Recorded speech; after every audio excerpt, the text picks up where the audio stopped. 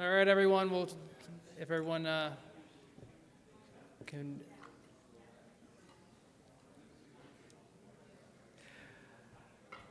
Hope everyone had a good lunch. We'll do our best to try to keep everyone awake. Everyone's got coffee, I see, so that's always a good sign. So we're here talking about commercial geothermal heat pumps for domestic hot water. So domestic hot water being tends to be the more challenging than space heating. So I will say in this presentation we have a number of speakers here that have some really great equipment and approaches to this problem and this application. We're not going to focus on the ground heat exchanger or any of the outside building stuff. We're going to be focusing on the inside the building stuff and the equipment. So if your questions are geared towards that, we can certainly talk about that afterwards, but these guys are going to be mainly talking about inside the building equipment. So we have Bob Brown from WaterFurnace. We have Andrew Macaluso from Watts Water and Lync, Tyler Tjong from SRS Enterprises, and Dan Bright from Highmark. And so we'll start with Mr. Brown from WaterFurnace. Okay. Change my name tag here. Okay. Good afternoon. A little bit hot, but we'll back off a little. So I want to talk a little bit today about commercial domestic hot water. So we are focusing on the commercial in this particular presentation. And of course, I'm going to kind of talk a little bit generally just about water heating commercially and the equipment and maybe some of the hurdles and things that we've run into over the years and where the state of the art is right here today. So first question is, why heat pumps for water heating? And of course, if you take a look at this eye chart that I was required to start out with on my slides, you can see that the COP for electric is 1. For heat pumps, it's 2.5 COP. And of course, if you do a natural gas boiler of some sort, you're looking at 80 or maybe even 90% if you can. So the COP itself really is the issue and the benefit for the heat pump water heating system right there.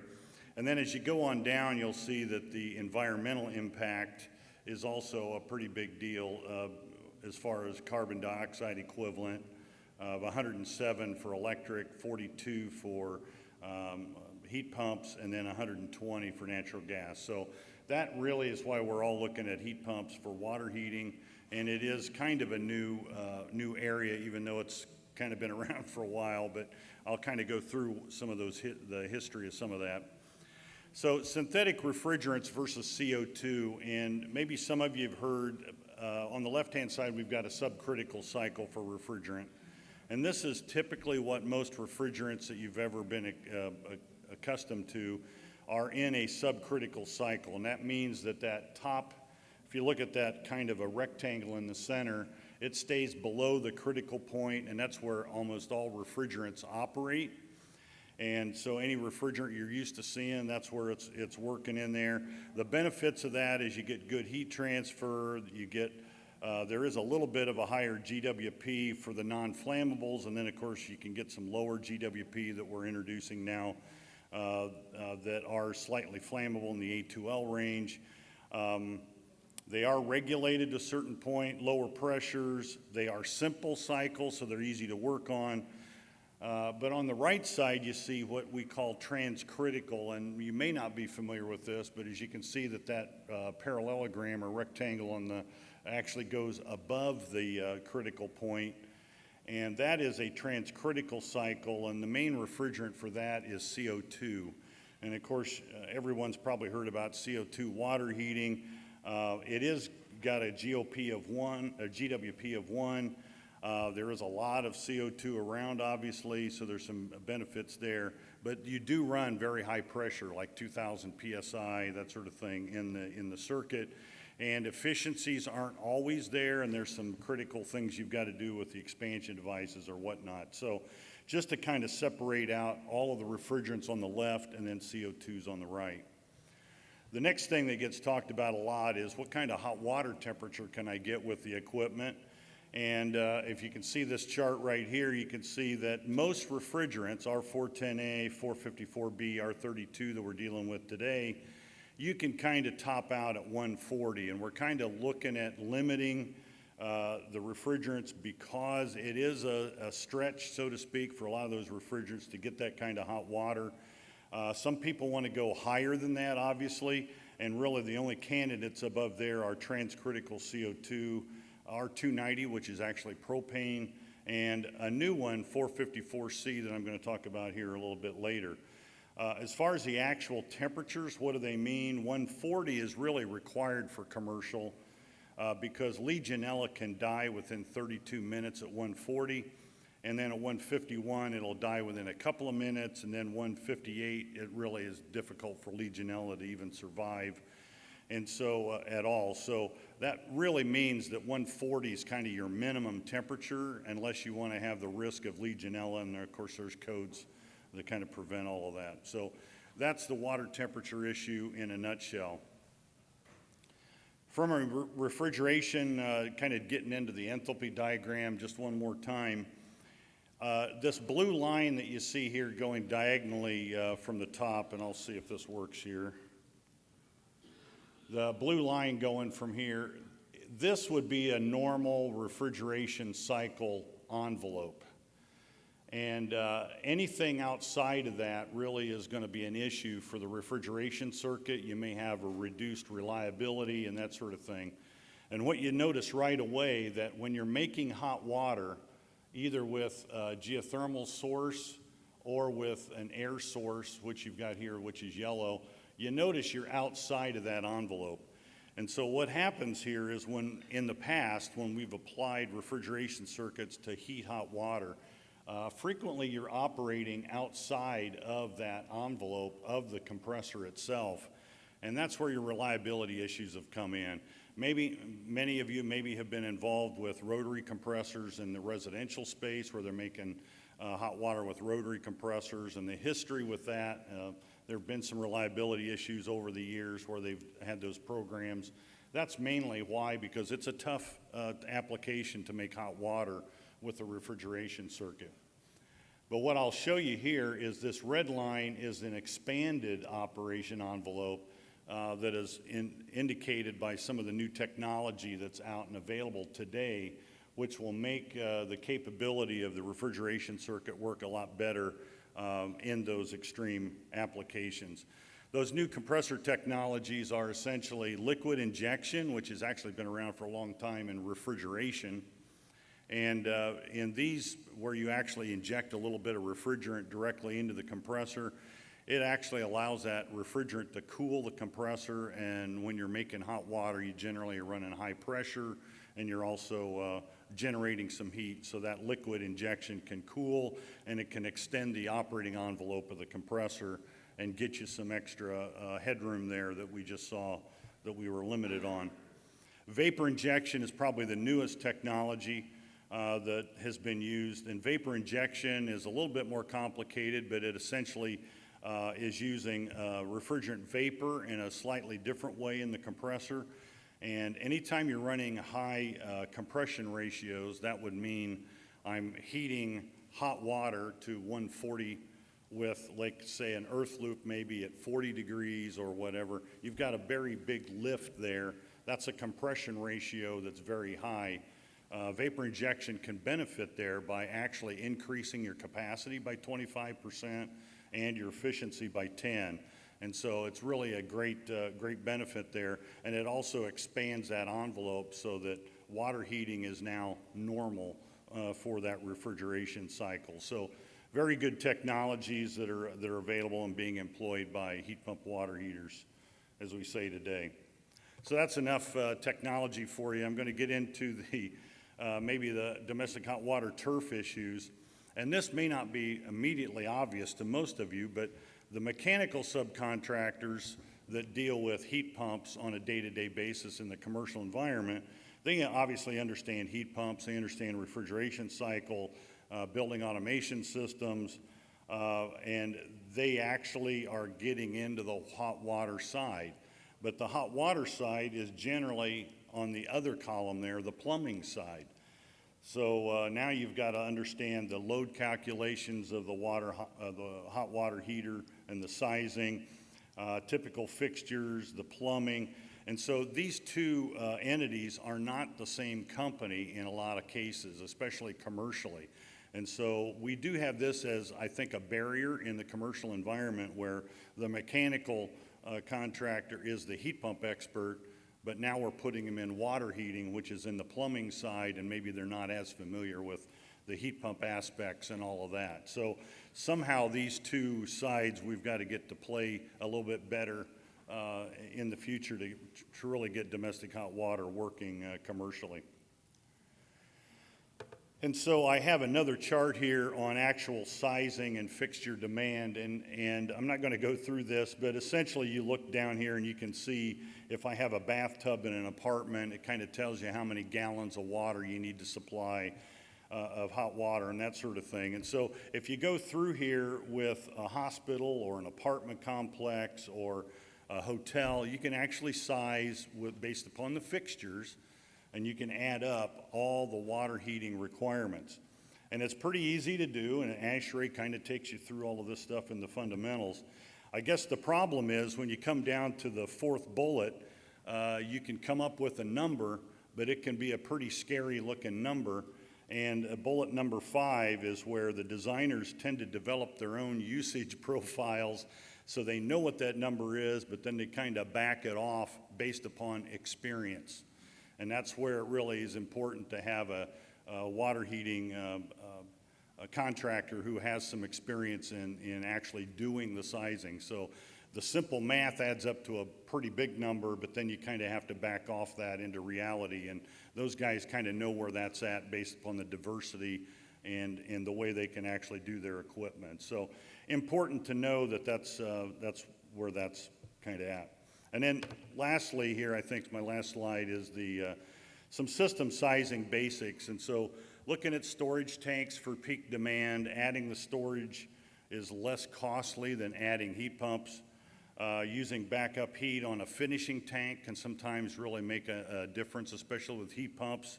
When maybe you want to get 150, but you're kind of limited to 140 with the heat pump itself, you can do the last 10 degrees with some sort of a backup heat system. Size the heat pump for daily use. You know, when we get into a compressor bearing product, we're worried about run time, minimum run time. We don't want to short cycle things, so you want to have 12 to 16 hours of run time. And of course you get into lead lag on the compressors, and multiple stages of the heat pump are all beneficial. And the last thing is the source temperature will impact the output. So if you put it on an earth loop that maybe has other uses, you got to really watch what that source temperature is going to be all year and make sure that you've got enough capacity during those lean times with that loop temperature, or if it's some other source temperature. And so I think the last thing is that last bullet there is lower inlet temperatures improve efficiency. So if you can increase the delta T, so to speak, on the supply side, you can actually drop the perceived temperature with a refrigerant circuit. Let's say you go 80 degrees in, 140 out, that's a 60-degree delta T. The perceived temperature, so to speak, of the refrigeration circuit is it thinks it's heating 90-degree water instead of 140, and you can actually design around that if you can kind of ensure that system, and there's some flow and water temperature issues you got to deal with to do that, but overall you'll improve your efficiency and your reliability on the system if you can make that work. So that's really all I have. We're going to take questions at the end, right? Yeah. Okay, thank you very much.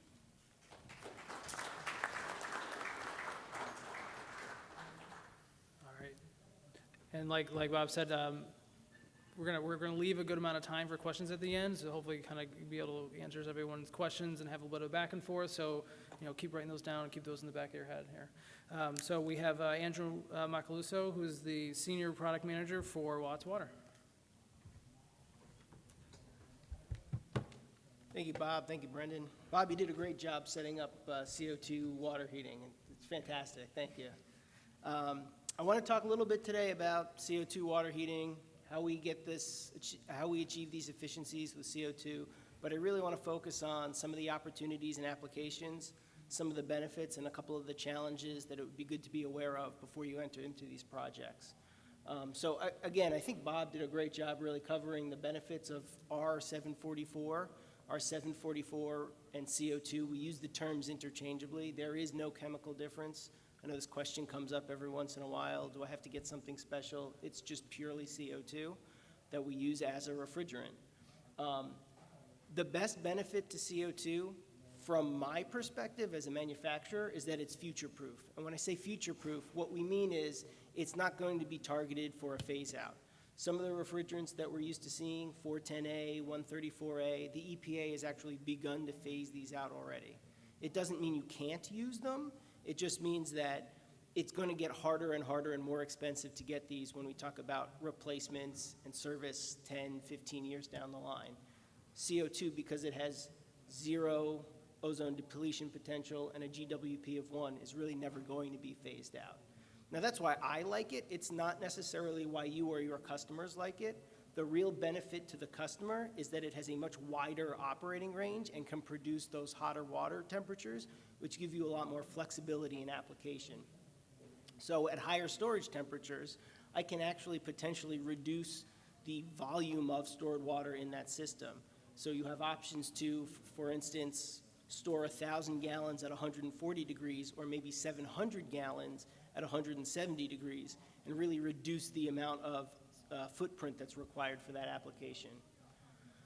And again, Bob also mentioned the pathogen mitigation as well. If you have sensitive applications like nursing homes, like hospitals that are very concerned about waterborne pathogen mitigation, this is another tool you can use to help reduce that risk. It's also a very operator-friendly refrigerant, and what I mean is because this is a sealed appliance, we don't really have to worry about who's charging it, who's discharging it, what are the requirements for handling it. You actually don't require any specialized training for operator staff or anything like that. And then there is one note that's kind of specific to New York, that the New York City Fire Code, which I admit I am not an expert on, does drive a lot of the sizing in these types of heat pump systems. They have limits to how much refrigerant you can have in each circuit, as well as a total sum of refrigerant in the building. And CO2 is actually specifically exempt from a lot of those rules with a little higher requirement. So you can actually put larger equipment and a smaller number of total units in a lot of these applications. So very briefly, the equipment that we sell is called the Aegis. I don't want to spend too much time on technical details. You can find it in the tech data sheet. You can speak with me afterwards. I want to focus a little bit more on applications here. But as I mentioned, environmentally friendly, energy efficient, that footprint savings. What I'm showing here is tied into a chiller plant because we see this very commonly. Obviously, today we're talking more about geothermal. It's a fantastic application for geothermal. But generally what you would see is a heat pump. Sometimes there is an external heat exchanger, and then a series of tanks, maybe an electric trim tank, usually a mixing valve in the system. It'll all look something like this, kind of generate hot water, store hot water, trim hot water, distribute hot water across the board. So as I mentioned, we offer air source, water source, and interesting hybrid system where you can switch between air and water source that's pretty unique. For air source units, usually the big concern and the problem that CO2 is solving is your outside air temperature envelope. So you can run to a wider envelope. The nice thing about geothermal systems is you don't have that concern. It actually sidesteps that concern entirely. And that's really what I focused on here is in a water source application, it's a much smaller footprint. You don't have to contend with any large air coils. You don't have to worry about winter temperatures because you have these nice steady geothermal temperatures. We do also see applications in process water and chilled water loops. Chilled water loops is great. The session before this one, we were talking about staged systems where you can increase the performance on both sides of that heat pump, both sides of your chiller is fantastic. And you get the efficiency benefit on both sides as well. You get increased efficiency on your hot water generation, and you get increased efficiency, decreased load on your chilled water loop. And then again, just echoing what Bob said about, I think you should call it turf wars or the turf battle, is absolutely correct. It's important to talk with the mechanical team early and talk with the plumbing team early. I go into offices all the time where I sit with 3 people. One is plumbing, one is mechanical, and the 3 of us work out the plans and everything works beautifully. But then I also go to offices where I ask, where's your plumbing team? And they go, I don't know, they sit up on the 5th floor, we're on the 3rd floor, I don't talk to those people. So it's really important that everybody be aligned on these projects early, because you do have to coordinate multiple trades, not just plumbing and not plumbing and mechanical, but electrical, communications. Sometimes there's 4 or 5 different sets of people designing and operating this equipment, designing, installing, and operating this type of equipment. And then if anybody here did some of the site visits on Monday, I believe this was one of them, 1515 Surf Avenue.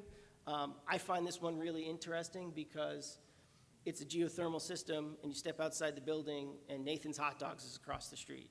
It's not the first place I would assume that we would be doing geothermal systems, but it's actually a fantastic application here. One of the things we were able to do is reduce the amount of equipment, again, by going to that CO2 system. We weren't limited by those refrigeration constraints. And the other big advantage here was that because we could store at higher temperatures, we are actually able to reduce the stored water volume and reduce the footprint in the building as well. And then just briefly, we haven't really talked about it, but there are applications as well for hybrid systems that are fantastic, where you can pair heat pumps, geothermal systems, gas-fired backup. I won't spend really any time with that, but if you're curious and you would like to talk more, absolutely ask some questions at the end of the session. And with that, I think I'll turn it over to Tyler. Thank you.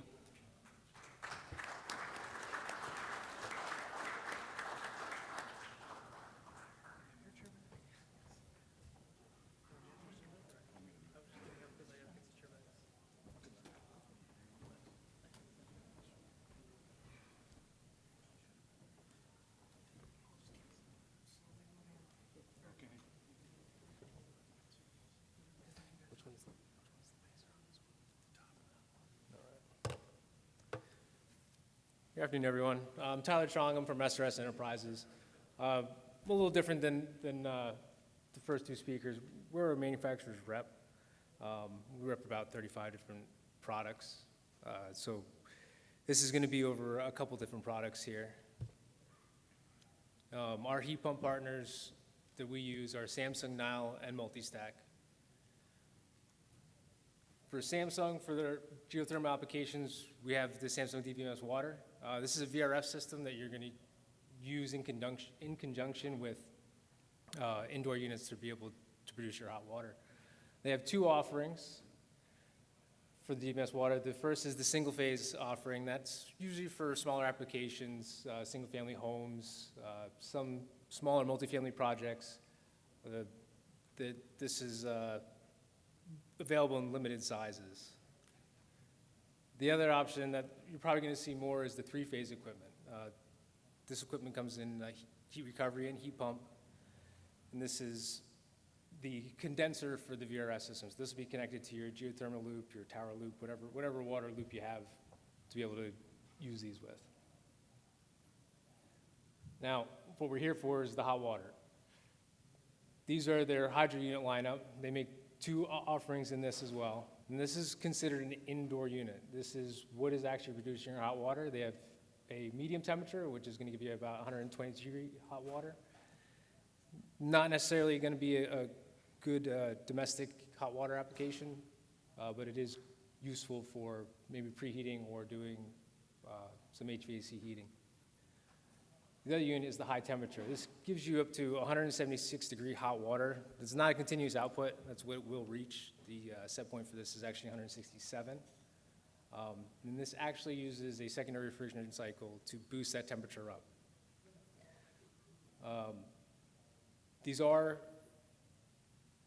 able to connect up to 3 units per one system, one refrigeration system. So the largest size is the 72,000 BT unit. So at most, you're going to be probably total about 255,000 BTUs per one refrigerant system. The nice part about this is because they're an indoor unit for people that are doing multifamily housing that might need tenant metering, these can be metered on the tenant metering system through Samsung. So you're able to connect these units to one condenser and be able to bill as needed. Now, and how these work is you have your GEO unit here. You're running refrigerant piping to the indoor unit, which is your hydro unit. And on the high temp, you're going from refrigerant to refrigerant, boosting through your compressor inside the hydro unit, and then refrigerant to water out. These have a lot of benefits as far as controls in them for being able to produce hot water for multiple applications. Things like domestic hot water priority. So if you are using this for a situation where you're doing both hot water for HVAC and hot water for domestic heating, you can be able to switch over and make sure that you have your domestic hot water taken care of aside from your HVAC heating. This is just a typical piping diagram out of Samsung's design guide. For domestic heating, you will need an indirect tank, something like a TurboMax tank, probably what you're going to end up using. These are not domestic water rated indoor units. They do not have a double wall heat exchanger, so that indirect tank for the domestic heating is needed. These are some typical applications. You can just have your hot water, split them up in between two temperature set points between the units, so you can be able to do your HVAC, underfloor heating. Where it really shines is your heat recovery solution, where you can connect this to do both your hot water for your domestic or hot water for heating and also your HVAC with your indoor units. One of our other partners is Nyles. Nyles is not new to the heat pump game. They started in 1977, but they started with wood kilns, and they worked their way into the domestic heating market. They offer air source and water source solutions. We're going to talk about the water source, which is the C series. Again, these are domestic ready units. They do come with a domestic water rated heat exchanger. These are going to be able to produce temperatures of up to 160 degrees.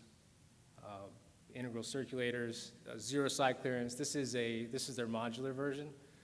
Each module is about 270 MBH. They have zero side clearance. When they're modular together, you're going to have up to 5 units connected together on a common skid, wired, everything like that, with a common controller.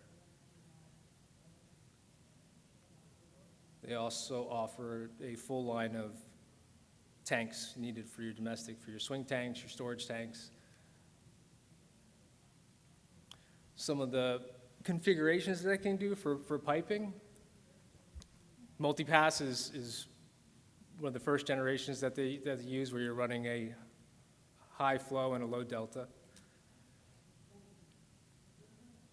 You have your second gen, which is more common for us today, would be your single pass configuration.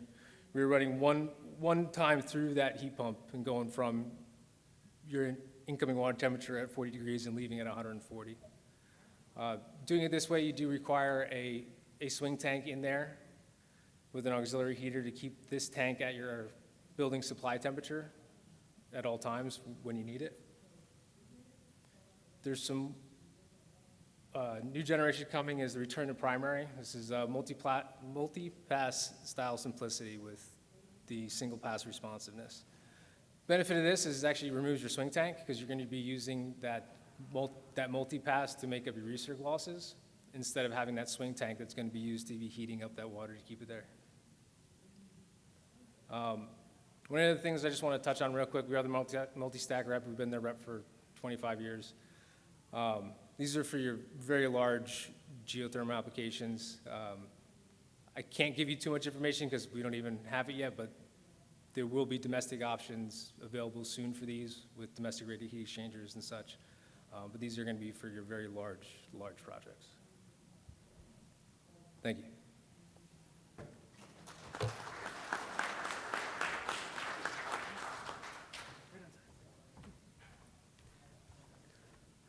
Right on time.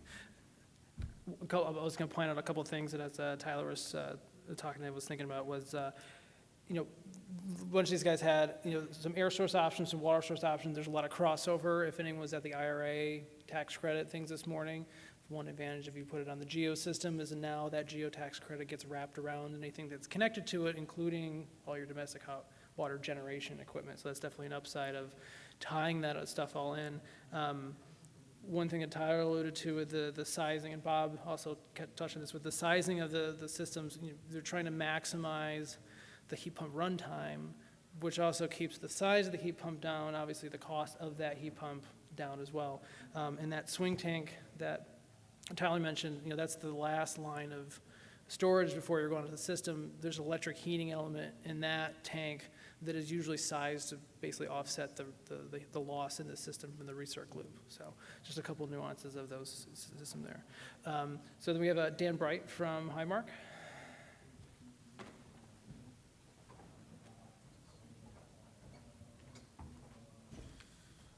You want to pass this down?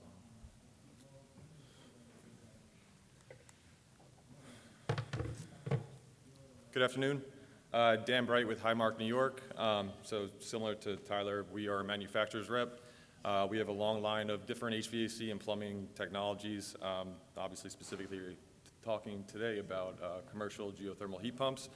I'm not going to speak so much on the capabilities of the different types of units that we represent, but just for reference, we do represent Colmac, AirMech, and SHARC wastewater heat recovery. I'm going to be speaking a little bit more on the holistic design approaches and considerations when you guys are starting to look at the option to do geothermal or just domestic water heat pumps in general. So, how do you change the arrow? Okay, got it. So I joined the company about 8 years ago, and around that time is when we were first doing our first domestic hot water heat pump system. And back then, things were a lot different than they are today. And you had to get very creative in figuring out ways to make heat pumps make sense for your customers. I think the first system we did was like a little 2-ton air source heat pump that sat up in a commercial kitchen, providing some cooling to the chefs and providing domestic hot water for the kitchen as well. And the reason why I bring that up is because even today, as in the post Local Law 97, and as people have to do this more and more, you still need to figure out ways to make it more feasible and more efficient, cost-effective for your clients moving forward. And that's kind of what I'm going to get into a little bit today. So, like I said, when we first did our first heat pump systems, we were looking at different ways to do energy recovery or heat recovery in order to produce that domestic hot water. And that's really going to be the key in making domestic hot water heat pumps make sense for a lot of your clients. If you look at the utility rates at about 21 cents a kilowatt hour, about $1 a therm, you need to be about 5.6 times more efficient than a gas-fired system in order for it to be financially feasible for your client. And obviously, operational costs come into play as well. And then the better you can make that efficiency, the lower those costs are going to be for your client. And then also, you're going to be able to decrease the overall footprint of your equipment, because now you're going to be able to get more out of every horsepower that you're putting into that building. So number one thing that you want to do is when you're looking at a building is look at the different heat that's already generated within your building. And that could be things from thermal loops, so like condenser water systems, chilled water systems, or even exhaust air. And being able to recover that before it leaves the building in order to boost overall efficiency, boost capacities, and decrease the overall size of that domestic water heat pump system that you're installing. I'll get into this a little bit later on, but wastewater is also a very big key in this. And I really do believe that that's going to be the next phase in making domestic water heat pumps, and really electrification makes sense for New York City. Once you've already kind of looked through your building and determined that there's really no more energy available for you to reuse and support your domestic hot water heating capabilities, you can start to look to external sources as well. And obviously, number one, geothermal. So we're here to talk about today. It's a great source of energy, but there's also other options as well. So if geothermal is not an option for you, there's centralized sewer as well, or air source systems, which seem to be the most common from my experience here in New York City, and ironically, it is the least efficient. So you look at an air source heat pump system, it's operating from 10 degrees up to 100 degrees. It can have COPs anywhere from 1.5 up to maybe 4 on the high end. Whereas if you look at a water-based system, like a geothermal system operating from 32 to 90-ish, that's a much more optimized temperature for that heat pump to produce the capacity that it needs to and get a much higher COP in the grand scheme of things. So I don't want to spend too much time on domestic water heat pump sizing, because Bob did a pretty good job on that. But Highmark takes a slightly different approach than what Bob had gone through. So we don't necessarily look at the exact number of fixtures that are going to be in that building. What we do is we look at the ASHRAE medium usage, which is going to be 30 gallons a person per day. A lot of studies that have been done by Colmac and some other third-party companies on the West Coast show that a lot of new buildings are actually using somewhere in the range of 18 to 22 gallons per person per day. However, if you don't have any sort of measurement and verification data showing that that's actually what that building is using, I generally would recommend erring on the side of caution, going with 30 gallons a person per day, or even higher depending on the demographic that's going to be living in that building, whether there's more people per apartment than you would expect. Then in that case, maybe going up to like 40, even 45 gallons a person per day could make sense. The other important thing to note on this is that what we do is we generally recommend going from 40 to 140 in a single pass. As Bob had said, that's going to help you boost the overall efficiency of that system. And then basically looking at how much hot water is being used by hour throughout that day on average, and doing kind of like a load profile balance to make sure you have enough capacity from both your heat pumps and your storage tanks at all times throughout the day to make sure you can hit that full load.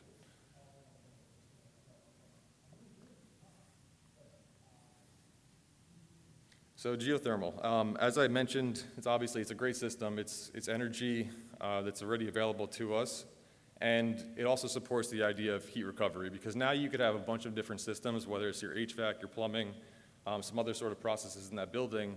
Now those systems are all sharing that energy instead of rejecting it to your ambient air through a mechanical air source chiller or whatever the case is. Now you can use that energy to support your domestic water heating. From what I've heard, is that most buildings that are going to be put onto geothermal systems are generally pretty cooling dominant, so they have to figure out a way to get extra heat out of that system. And by adding a domestic water system into that is a very easy way to help support the stability of your geothermal system, but also getting very high efficiencies for your domestic water heat pumps. So this slide is just kind of showing different systems that are connected onto a geothermal system. So you have like water source heat pumps in tenant apartments or hotels, whatever the case is, domestic water heat pumps down in the cellar. And then you'll also see that we have some wastewater heat recovery going on the bottom as well. So this is actually showing tapping into the centralized sewer line and doing kind of like a district energy sharing kind of scheme, where in New York City that's not necessarily approved yet. The DEP doesn't allow for that at this point. But what we're doing today is basically using the wastewater that's leaving your respective building as a source, or really is an extension to your geothermal field. Because wastewater alone is never going to be able to support your full HVAC and domestic hot water loads. However, it can help reduce the overall load that your geothermal system has to operate with, as well as help keep that stable, because it's a recurring, constant loop of energy that's going in and out of your building all day. So this is just a general concept of what wastewater heat recovery looks like. So this is showing a building, and as that wastewater is leaving the building, we want to collect it up in a tank, similar to the same reason why we do domestic hot water storage. We want to be able to have that thermal energy available to us when we need it. So we'll collect as much of that wastewater as we can in a large holding tank, and then we can pull that into our SHARC system. So the SHARC system consists of a macerator, effluent pumps, as well as a heat exchanger, like a wide gap alpha Laval heat exchanger. And all we're doing is we're taking that 70-degree wastewater, pushing it through a heat exchanger, and recovering or rejecting heat to it, depending on the time of the year and what kind of mode the building is in.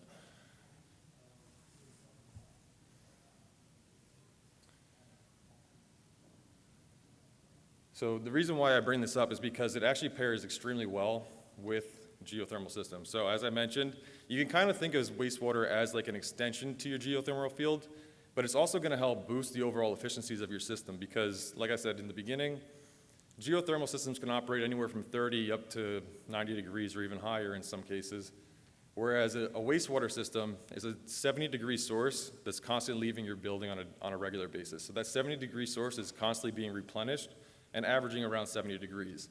So in the wintertime, that 32-degree source can now be elevated a bit, and in the summertime, that 90-degree source can be decreased a bit, therefore increasing all of your HVAC and your domestic hot water heating systems.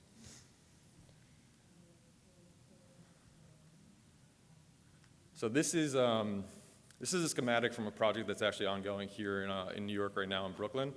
So what we see at the top there is the SHARC system, and then you have a geothermal manifold here as well. So we basically have created a source loop for domestic hot water heat pumps and HVAC heat pumps and DOAS units. And the wastewater is either rejecting or absorbing heat out of that loop depending on what temperature the geothermal system is operating at. And as you can see in the bottom hand here, we have domestic water heat pumps from Colmac that are supporting the domestic water load. An interesting piece of this is that on this specific project, they did a feasibility study early on because it was specifically designed around geothermal to begin with. And what they determined is that by adding in the SHARC system, they were able to reduce the overall number of boreholes for that field to the point where it more than paid for the SHARC system itself. This specific client decided to keep the geothermal system as sized. However, it goes to show that there's an enormous amount of value in wastewater heat recovery because it's a cheaper alternative to geothermal. So it helps those geothermal consultants make their systems more feasible to more clients. And it's also going to make systems more efficient overall in the grand scheme of things. And that's it for me. Thank you.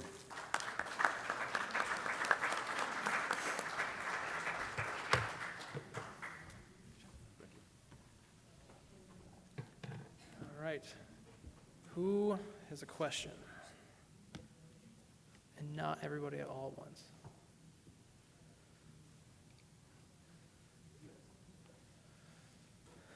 Oh, it's you.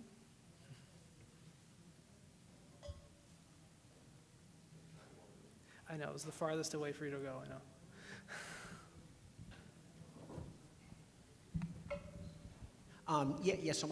So I'm Hugh Henderson at Owagina Consulting. And Dan, so you had said that you believe people should be using 30 gallons a day per person, right? Yes, that's what we would start as our standard selection process. 30 gallons per person is the ASHRAE average for medium usage. But it really depends on the building. And like I mentioned, I do recommend doing measurement and verification if at all possible, but it's not always feasible for every client. Gotcha. So I just wanted to point out, so I've done some residential studies, and we've also monitored hot water use in, I guess, 6 multifamily buildings. And we found that the TRM recommended value for the New York State TRM of 17 gallons per day seems to be pretty good across the board. And of course, the thing is, you never know the occupancy. So now the question is, how much per apartment? And so we've put out a white paper as part of the Clean Heat program for the utilities in New York that sort of talks about what we think, so low income, I think what's different about low income is there's more occupants per apartment is really what happens. And I think, and then senior living has lower. So I guess I wanted to point out that some of the M&V or data we've taken, it looks like the 17 per person is pretty good. Of course, you never know the number of people. So we have some guidance on what we think it should be in the different types of multifamily and single-family buildings. Sure, yeah, and you hit the nail on the head. I mean, it entirely depends on the building. Like I said, from the studies that we have from Colmac out on the West Coast, it does show that buildings are generally operating between 18 and 22 gallons per person per day. However, there have been projects that I've been a part of where we've done M&V after the fact and found out that we're at 40, 50 gallons per person per day. And at that point, what do you do? But when you found that, you probably didn't precisely check the occupancy. You just have to estimate. Right, so that's the hard part is knowing, you never know in a multifamily building how many people are there is the problem. Right, exactly. And like you said, with the low-income housing, it's often that they're a little bit more overoccupied than standard buildings. And then also you could look at older buildings in New York City where they might have like flex studios that are now, you know, 1 bedrooms or 2 bedrooms, whatever the case is. Overoccupancy is definitely a large factor in that. Old leaky fixtures could be a part of it as well. So I always recommend measurement and verification if you can, but it's not always feasible.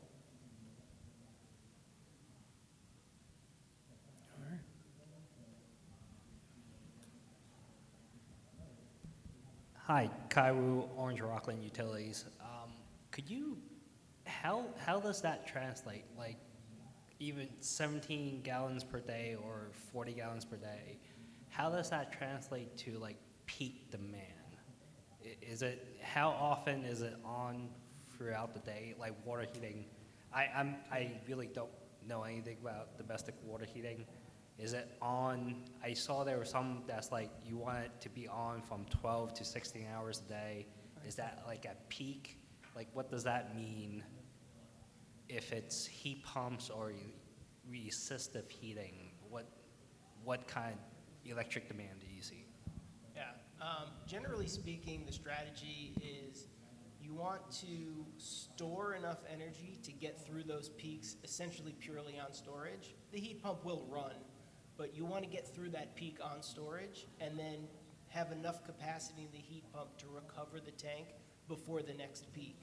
But you don't, for example, when we size instantaneous gas equipment, we're sizing for the peak. That's easy. I count fixtures, I have diversity factors, size for the peak. In a heat pump, it doesn't really have a good translation to volume plus recovery. So what we're really doing is looking at, it's more a question of kind of total use over the day and how much you have to store. And then you can back out from that and say, okay, of this total volume I need, how much can I reasonably recover in 8 or 12 hours or 16 hours, and then what would I need to store to recover that? I don't know if anyone else has anything to add to that. Yeah, I guess I would just follow with that, was just asking you guys, you know, what sort of, because there's so much uncertainty in that, you know, is there like a rule of thumb as far as how much margin you would give yourself? Because, you know, obviously, if you need more capacity, you might not have it unless you built some margin in. There's certainly a couple of things I would suggest as far as best practices.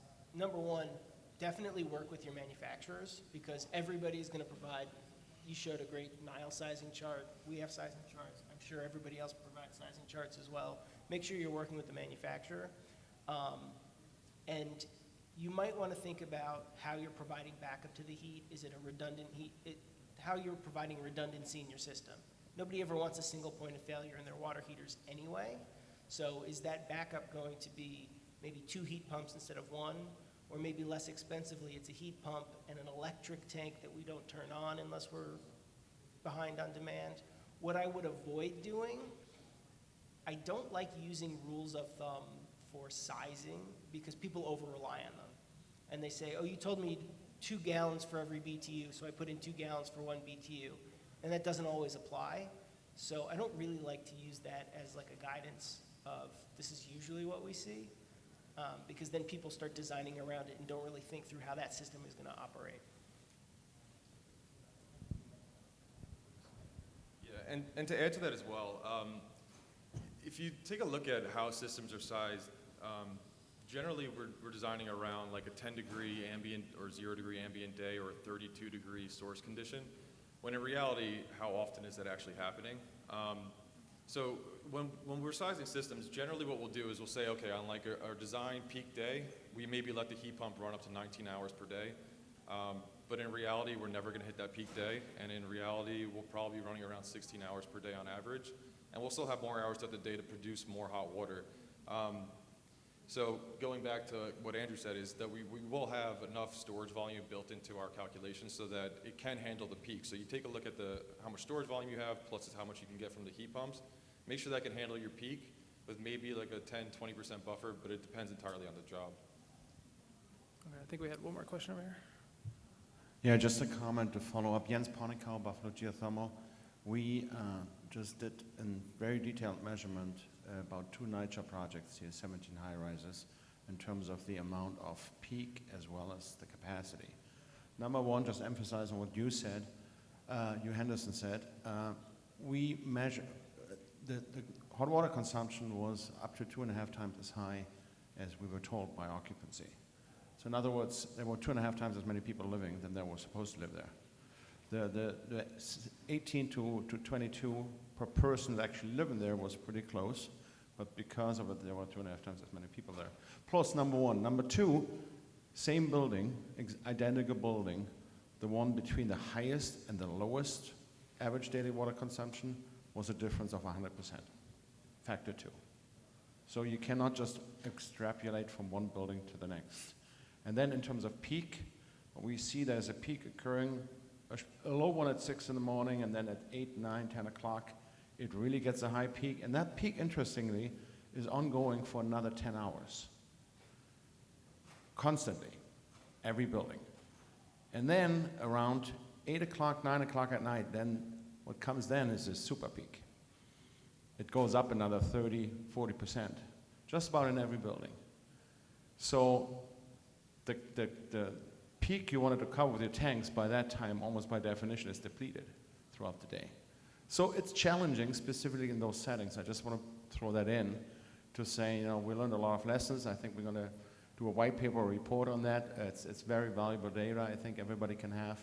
So affordable housing is very different. Market rate apartments, like we had in New Paltz in Zero Place, dead on 18 gallons per person per day who lives there. Just a few comments on it, thanks.